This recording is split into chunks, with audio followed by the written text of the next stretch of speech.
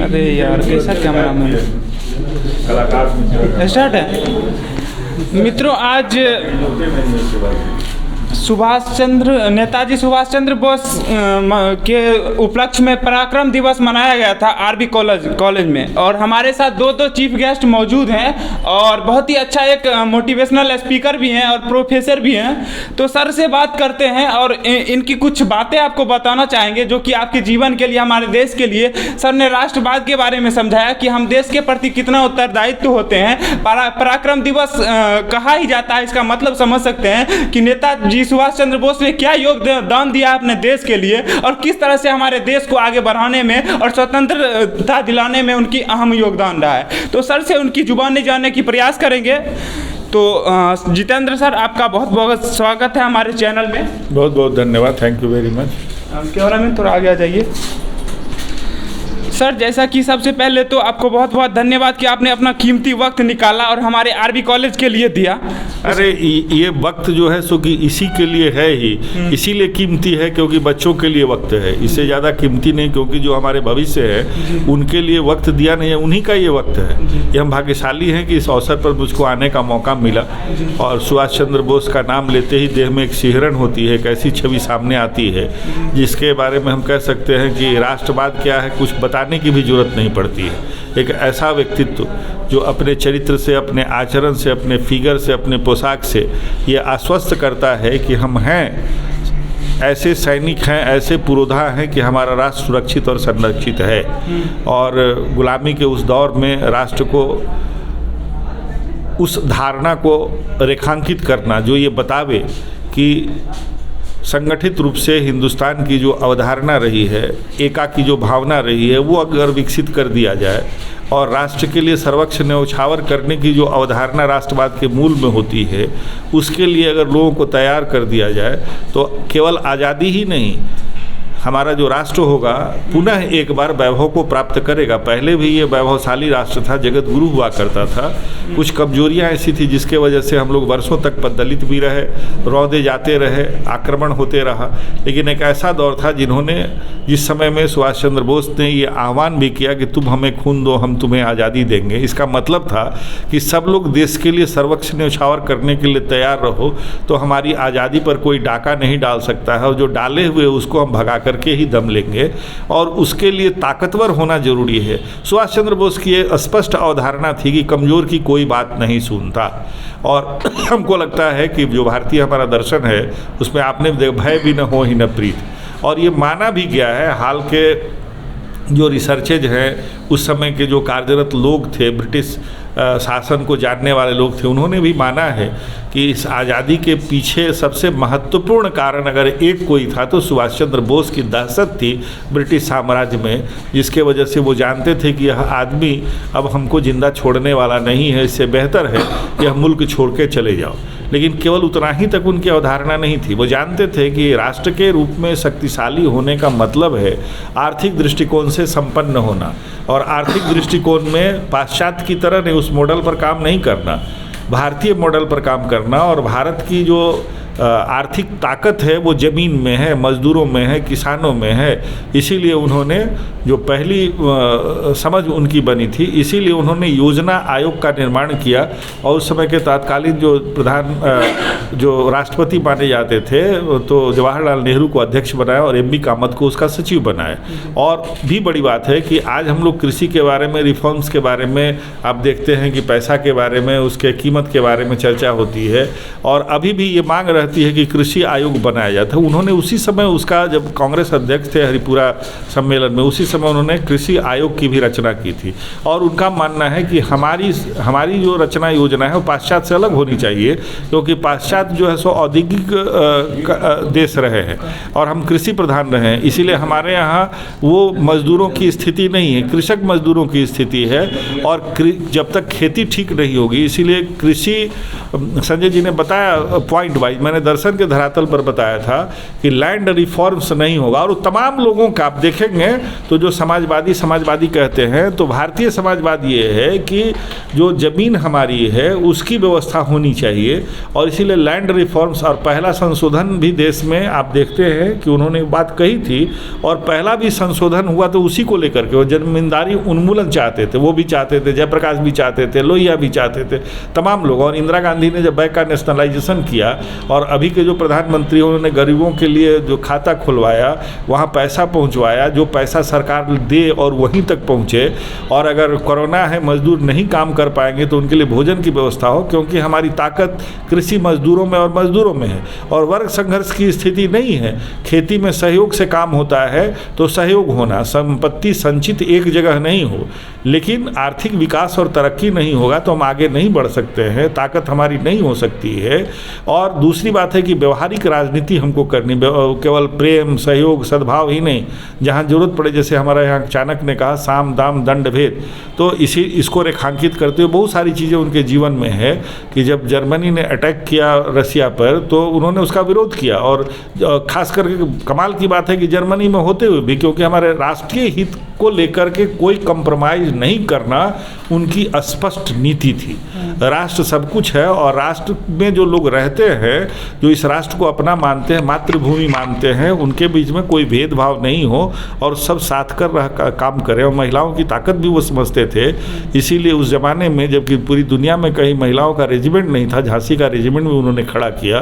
तो ये भाव पैदा करना, उस समय भी राष्ट्र को उभारना, और इस उभरे हुए राष्ट्र में मानते थे कि जो गुलामी के जो चिन्ह हैं और प्रतीक है उसको समाप्त कर दिया जाना चाहिए, और उन्होंने प्रारंभ भी किया था कलकत्ता में। अच्छा, और एक और सवाल, आपने जैसा कि बताया था कि उन्होंने एक नारा दिया था, तुम मुझे खून दो मैं तुम्हें आज़ादी दूंगा, जिससे कि ये नारा उस समय दिया था जब वो अपने आज़ाद हिंद फौज का स्थापना किए थे।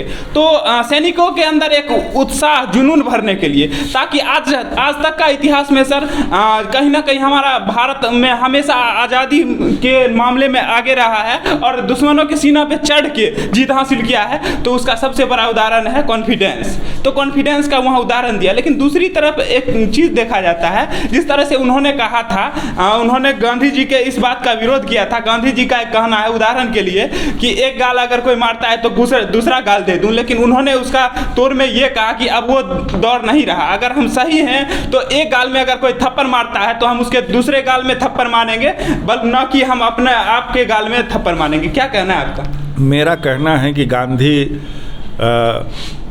इतने उदारवादी थे और वो समझते थे कि हृदय परिवर्तन कराया जा सकता है। वो राजनीति के मर्म को नहीं समझते थे, इसीलिए उनकी कही हुई बहुत सारी बातें सही नहीं हुई। वो कहते थे मेरे देश पर देश का विभाजन होगा, विभाजन हुआ? बिल्कुल। उन्होंने जिस तरह से जिन्ना को प्लेकेट करने की कोशिश की उसका कोई असर नहीं हुआ। आप देखते हैं वो जानते थे राजनीति जो है वो कोई नैतिकता पर चलने वाली चीज़ नहीं है। अगर चलने वाली चीज़ होती तो भारतीय दर्शन में साम दाम दंड भेद की बात नहीं होती। पाश्चात्य का जो दार्शनिक है मैकियावेली, वो नहीं मानता कि साहब जो है सो कि राजा को लोमड़ी भी होना चाहिए और शेर भी होना चाहिए। नीतियाँ हमारे राष्ट्र को सुरक्षित करने के लिए बने। हमको कोई थप्पड़ मारेगा ये नौबत ही क्यों आएगी? ना हम आंख झुका करके बात करेंगे, नाक उठा करके बात करेंगे, आंख में आंख मिला करके बात करेंगे, ये राष्ट्रवाद है। और इसको उन्होंने उसी समय रेखांकित किया था कि थप्पड़ मारने की स्थिति ही नहीं पैदा होनी चाहिए, इतना दहशत होना चाहिए। भी आपने देखा ना कि यूक्रेन में बच्चे झंडा लगा लिए भारत का और चल दिया, तो दोनों पार्टी में से किसी की हिम्मत नहीं हुई कि उस पर हाथ डाले। बहुत सारे देशों से रेस्क्यू अभी इंडिया ने किया है विपत्ति के समय में, संघर्ष के समय में, तो केवल भारत का झंडा काफ़ी था। ये दहशत होनी चाहिए। सर जैसा कि आप बताएं और दुनिया जानती है कि अगर भारत आज़ाद हुआ है, और ये बात अंग्रेज भी मानते हैं, उन्होंने ये चीज़ बोला भी है कि अगर भारत की आज़ादी हुई है तो उसमें अहम योगदान रहा है नेताजी सुभाष चंद्र बोस का। लेकिन आज हमारा देश के युवा इस बात को क्यों नहीं स्वीकारते हैं? इसमें युवाओं का कोई दोस्त नहीं, उनको इतिहास पढ़ाया नहीं गया ठीक से ना, उनको बताया ही नहीं गया कि हमारी पहली सरकार और आज़ाद और भारत की सरकार बनी थी सुभाष चंद्र बोस के कारण। उन्होंने स्थापित किया था, 11 राज्यों ने उसका सहयोग भी किया, उसको स्वीकार भी किया, समर्थन भी दिया। ये पढ़ाया नहीं जाता है। सुभाष चंद्र बोस के बारे में कितनी किताबों में कितनी जानकारियाँ मिलती है, छोटे बच्चों को बताया नहीं जाता। इतिहास की व्याख्या लोगों ने जो की वो हिंदुस्तान को हमेशा कमज़ोर बना रहे, आश्रित रहे, दूसरे से अस्त्र शस्त्र खरीदते रहे, दूसरे से अन्न खरीदते रहे, डिपेंडेंट रहे, हिंदुस्तान शक्तिशाली हो। आपको ध्यान में नहीं है, आप पत्रकार हैं, आपको मालूम है कि जब रोड बनाने की बात हुई तो कहा गया कि नहीं, चाइना के पास रोड बनाने की जरूरत नहीं, उस रोड का वही उपयोग कर लेगा। अस्त्र शस्त्र बहुत जमा करने की जरूरत नहीं है। जब न्यूक्लियर वेपन किया गया तो भारत के संसद में इस बात की चर्चा हुई कि कटोरा लेकर के भीख मांगेगा इंडिया। तो देश को कम शक्तिशाली बनाने वाले और कमज़ोर करने वाली दोनों शक्तियां रही हैं। तो इतिहास का लेखन इसी आधार पर किया गया जिसमें कि राष्ट्र मजबूत हो ही नहीं सकता था। किसी चीज़ पर ज़रूरत से ज़्यादा तवज्जो देना और जो ज़रूरत चीज़ है उसको इसलिए इनकार कर देना कि हमारे राजनीतिक हित को सूट नहीं करता है, हमारे अकादमिक हित को सूट नहीं करता है, जिसके वजह से ऐसा हुआ। और आज उसको किया जा रहा है। आपने देखा कि बहुत इंपॉर्टेंट जगह पर उनकी मूर्ति लगाई गई है। आप देख रहे हैं कि अभी दिल्ली के लाल किला में पूरा इतिहास रेखांकित रूपांतरित किया गया है। उस इतिहास में लोगों को शिकायत है कि सुभाष चंद्र को ज़्यादा समय दिया गया है और लोगों को नहीं दिया गया है। तो होना चाहिए, क्योंकि तथ्य बताता है कि अगर एक कोई महत्वपूर्ण एक केवल घटना मानी जाए अंग्रेजों को जाने के लिए तो वो सुभाष चंद्र बोस थे। मैं नहीं कह रहा, इतिहास के लोग बता रहे हैं, इतिहास के पन्नों से निकाल करके बता रहे हैं, परिस्थितियों को निकाल करके बता रहे हैं कि एकमात्र कारण था। क्योंकि हम लोग ठेठ भाषा में भी कहते हैं कि मैथिली में हम लोग कहते हैं कि मार के डर से भूत पराई छे।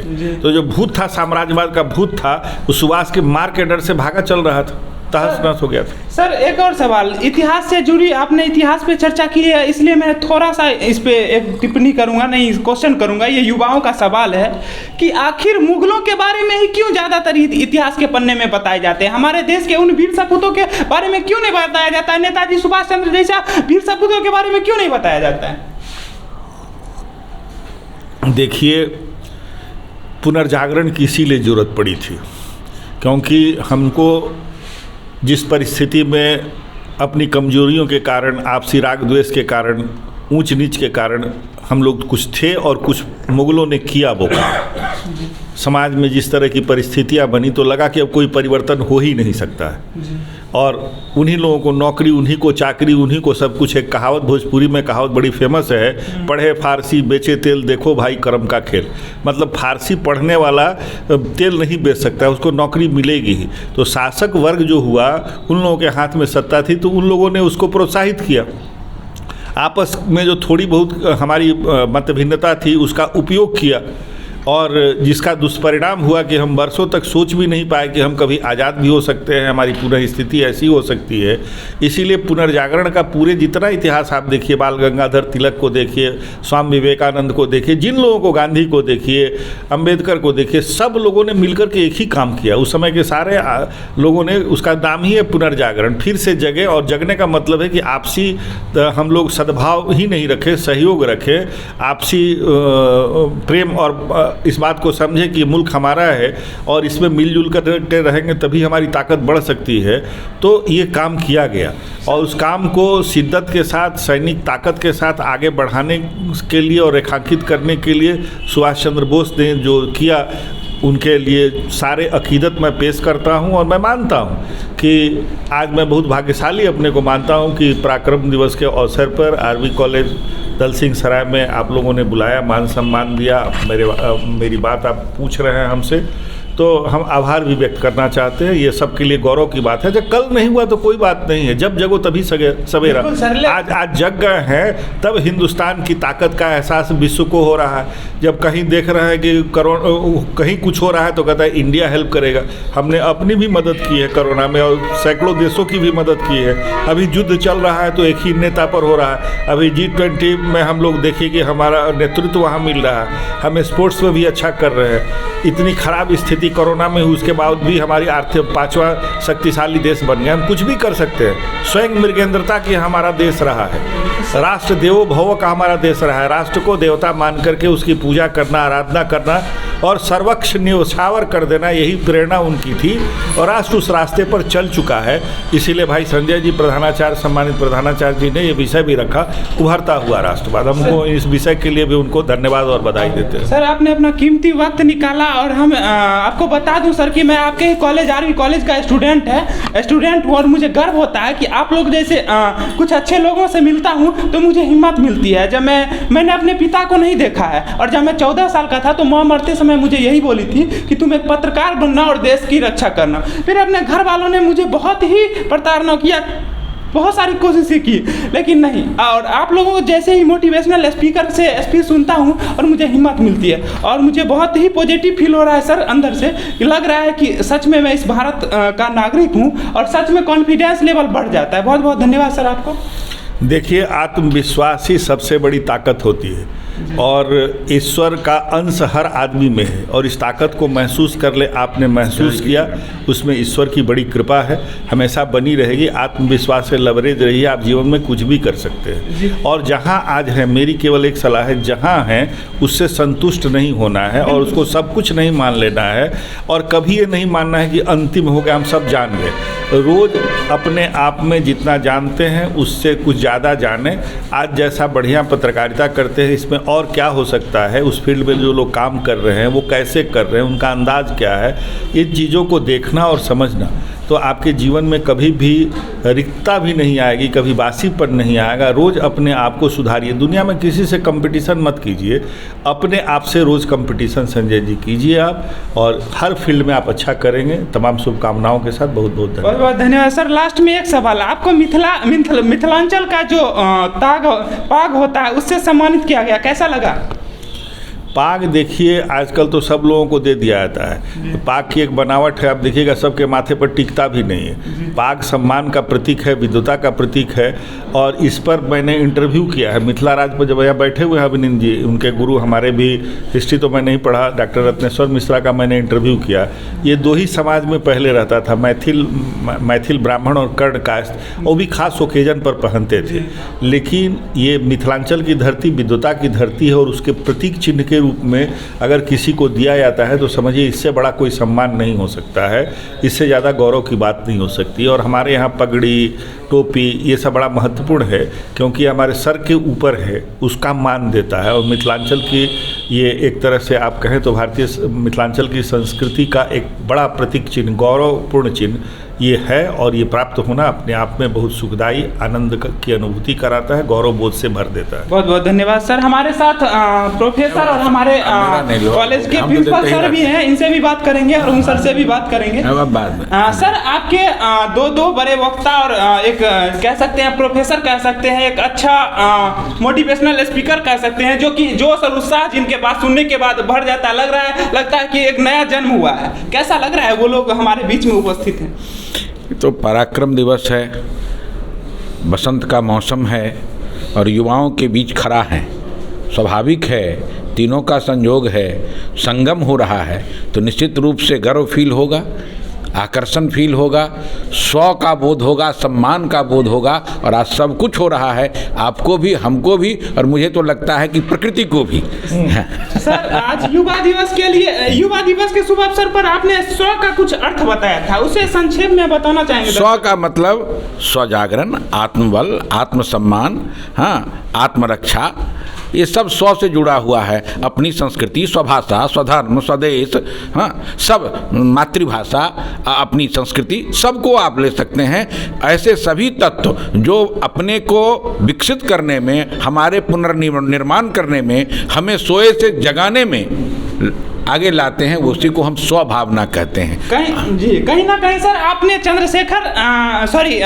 नेताजी सुभाष चंद्र बोस के बारे में बताया कि किस तरह से वो स्व का अर्थ समझते थे और स्व के अर्थ के कारण उन्होंने उनके स्व को इस रूप में भी देखा जा सकता है कि अपनी ताकत को पहचानो, उस पर विश्वास करो और उधार की ली गई ताकत से परहेज करो, अन्यथा तुम्हारा नुकसान हो जाएगा। यही स्व है जो सुभाष चंद्र बोस कह रहे हैं।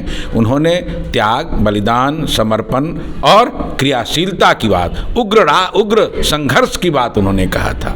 बहुत बहुत धन्यवाद सर। हमारे साथ एक और बहुत ही अच्छे स्पीकर मौजूद हैं।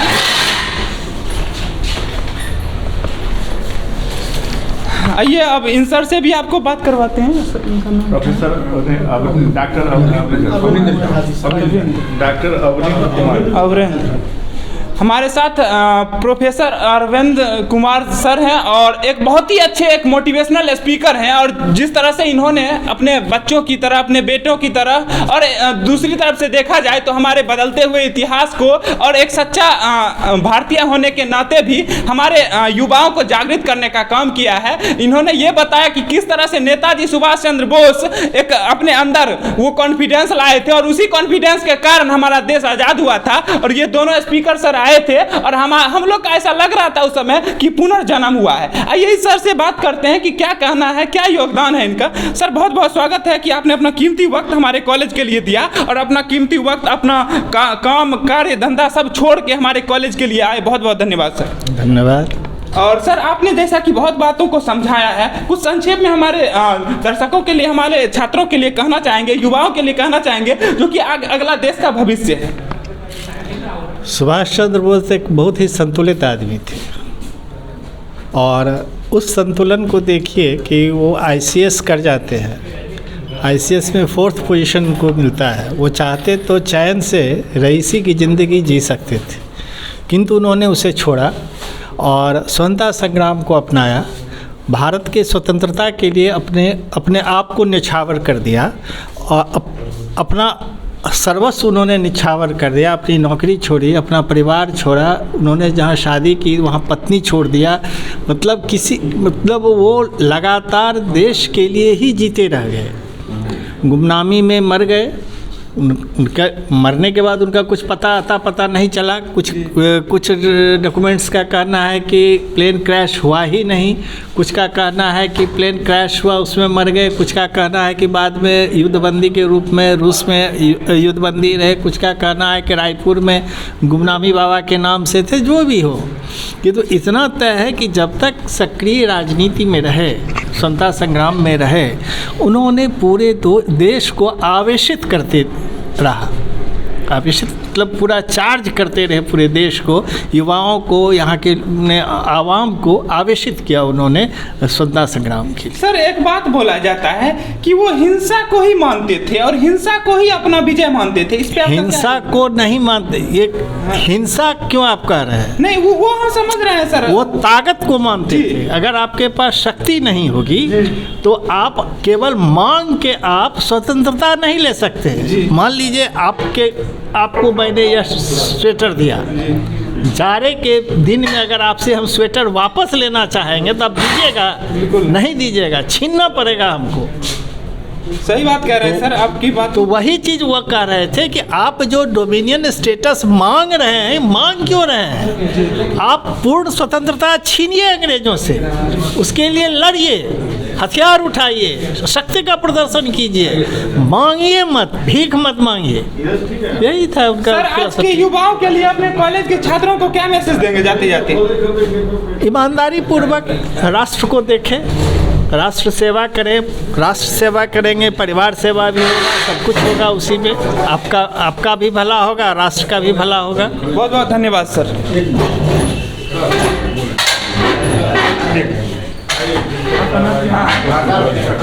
डॉक्टर भोला।